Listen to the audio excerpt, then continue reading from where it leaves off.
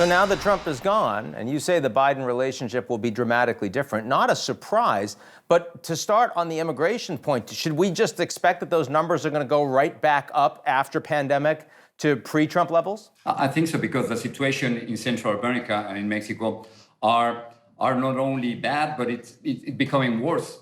The problem is that you still have violence in Central America. You still have gangs.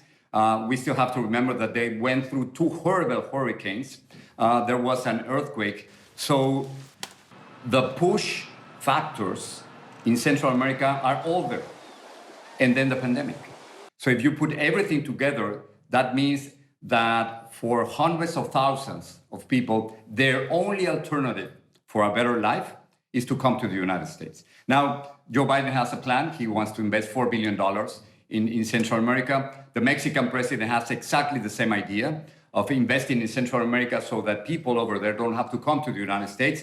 But that's the long term, Ian. The reality is that in the short term, and we are already seeing those numbers increasing right at the border, in the short term, and without the agreement for the refugees to stay in Mexico, we are seeing right now, as we speak, more immigrants coming to the United States. I mean, clearly, the United States is by far the most important country for Mexico. I mean, economically, from a security perspective, I mean, you name it.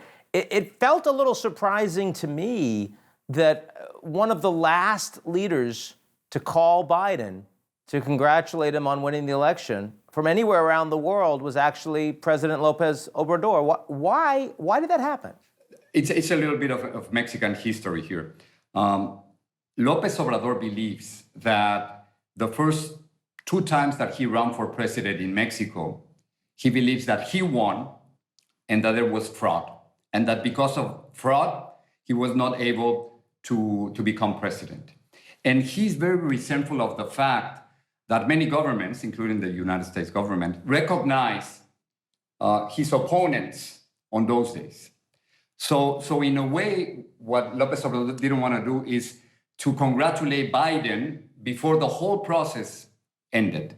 And that's why he waited so long. Of course, on the other hand, we have to remember that he had a very close relationship with Donald Trump, and he just didn't want to upset Donald Trump and then to get economic sanctions or to be reprimanded in public or to be tweeted by Donald Trump.